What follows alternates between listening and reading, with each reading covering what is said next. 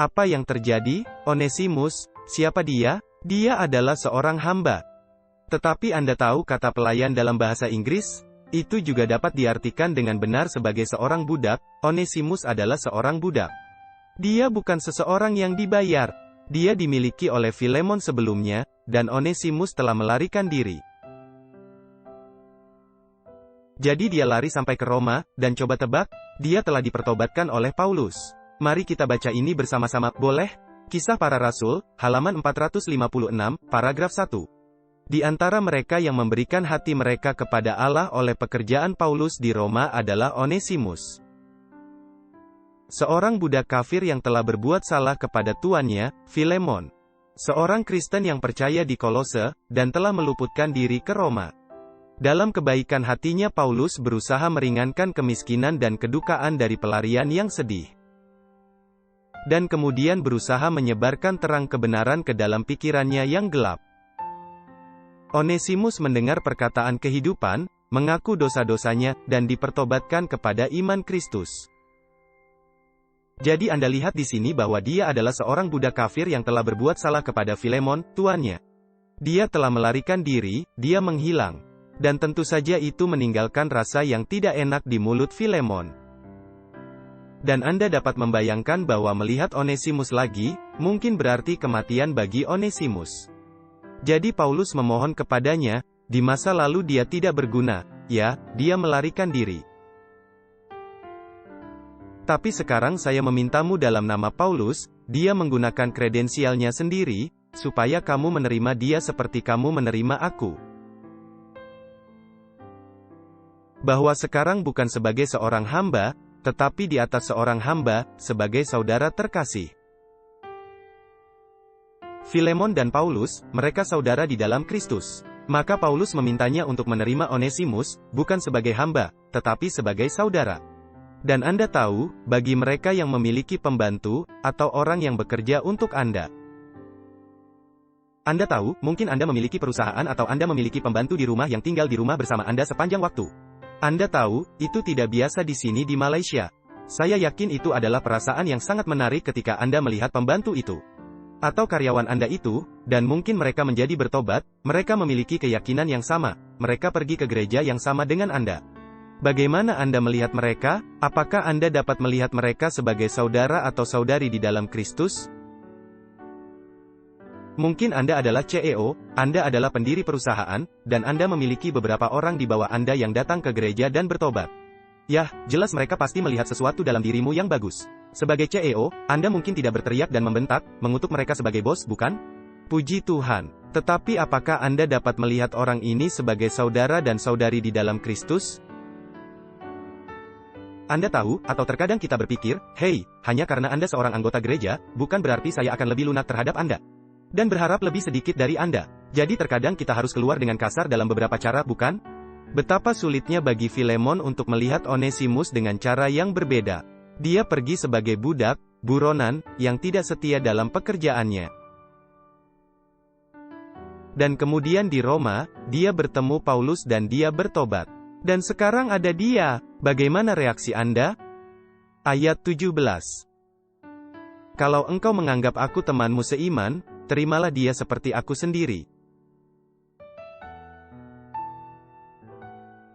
Anda tahu, ini adalah gambaran yang sangat indah tentang siapa Yesus bagi kita. Dia adalah saudara laki-laki dari ras kita. Kita bersaudara dalam Kristus Yesus. Dan Yesus memohon kepada Bapa, terima orang-orang ini sebagaimana engkau menerima aku. Kita melihat ini di dalam gereja Laodikia, Anda tahu itu, dalam kitab Wahyu. Janji kepada gereja-gereja Laodikia, barang siapa menang, ia akan kududukkan bersama-sama dengan aku di atas tahtaku, kata Yesus. Sebagaimana aku pun telah menang dan duduk bersama-sama dengan Bapakku di atas tahtanya. Jadi tahta yang kita warisi, yang kita duduki sebenarnya adalah tahta Bapa. Terima dia seperti engkau menerima aku. Terima dia seperti engkau menerima aku. Ini adalah gambaran indah dari apa yang Yesus lakukan untuk kita masing-masing. Jadi apa yang sebenarnya kita lihat adalah Paulus mewakili Yesus Kristus. Onesimus mewakili kita, orang berdosa, Kita telah berbuat salah, kita melarikan diri, kita berdosa, tidak ada yang baik tentang kita. Namun dalam pertobatan kita, ketika kita kembali kepada Kristus, kita diperlakukan sama seperti Yesus yang tidak pernah berbuat dosa, yang tidak pernah berbuat salah. Dan inilah yang Paulus mohon atas nama Onesimus kepada Filemon. Mari kita lanjutkan, ayat 18. Dan kalau dia sudah merugikan engkau ataupun berhutang padamu, tanggungkanlah semuanya itu kepadaku. Sungguh pernyataan perantaraan yang menakjubkan, bukan? Jika Onesimus telah merugikan engkau ataupun berhutang padamu, tanggungkanlah itu kepadaku. Mari kita pergi ke 2 Korintus pasal 5 ayat 21. Anda tahu teman-teman, disinilah penafsiran menjadi sangat penting. Di mana Anda menarik konteks dari apa yang Anda pelajari, sebelum Anda pergi ke ayat-ayat Alkitab lainnya. Dan kemudian ayat-ayat lain ini dapat mendukungnya untuk membuatnya lebih manis. Untuk membuatnya lebih jelas. 2 Korintus pasal 5 ayat 21. Anda tahu, Paulus berkata, jika Onesimus merugikanmu, tanggungkanlah itu kepadaku, aku akan berhutang padamu, ini adalah hutang yang aku berhutang padamu. 2 Korintus 5 ayat 21. Dia yang tidak mengenal dosa telah dibuatnya menjadi dosa karena kita, supaya dalam dia kita dibenarkan oleh Allah. Teman-teman, ketika Anda bersedia untuk mengambil masalah orang lain, dan menjadikannya masalah Anda sendiri, Anda siap untuk urutan tertinggi pelayanan. Ketika Anda melihat seseorang yang telah dianiaya dan disakiti, dan Anda dapat masuk dan berkata, lihat, tanggungkanlah itu kepadaku. Dan Anda tahu, seringkali Anda memikirkannya dari sudut pandang keuangan, tetapi Anda tahu. Terkadang penting untuk membantu dalam pelayanan rekonsiliasi dan perantaraan atas nama orang lain. Apa hubungannya ini dengan Paulus? Mungkin Filemon, dia mungkin berpikir, Filemon mungkin berkata kembali padanya, Paulus, ini bukan urusanmu dan tidak ada hubungannya denganmu. Anda tahu, tapi Paulus, dia masuk atas nama Onesimus, dan dia menulis di sini untuk Filemon, dia tahu Filemon. Ayat 19. Aku, Paulus, menjaminnya dengan tulisan tanganku sendiri, aku akan membayarnya.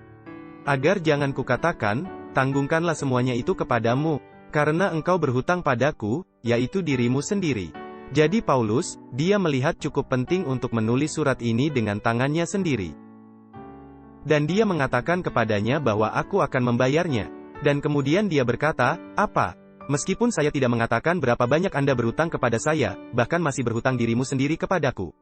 Jadi Paulus tidak akan menghitung berapa banyak Filemon berhutang padanya, tapi Paulus bersedia membayar Onesimus. Jadi seperti, Filemon tolong maafkan hutang Onesimus, dan jika dia berhutang sesuatu padamu, tanggungkanlah itu kepadaku. Meskipun aku tidak akan memberitahumu berapa banyak kamu berhutang padaku. Sekarang, lihat, kita tidak tahu berapa banyak Filemon berhutang pada Paulus. Apakah itu nilai uang, apakah itu bantuan, atau apakah itu pertobatannya, bahwa melalui pelayanan Paulus, Filemon telah datang untuk mengenal Tuhan. Anda lihat itu? Jadi kita tidak tahu kedalamannya dan sejauh mana, dan Alkitab di sini tidak menunjukkannya, tapi Paulus, dia berkata, aku tidak akan pergi ke jalur hutang, oke? Dengar, kau berhutang padaku sebanyak ini, setidaknya lakukan ini untuk orang ini. Dan itu akan keluar dari apa? Paksaan, memaksa orang untuk melakukannya, karena aku tidak punya pilihan. Kamu telah baik kepada saya, jadi sekarang aku harus bersikap baik padamu, bukan?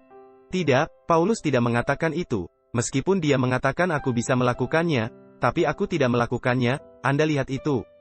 Dia menarik sisi yang lebih baik dari Filemon.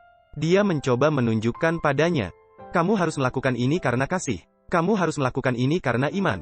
Ini adalah siapa kamu, inilah yang Tuhan inginkan darimu.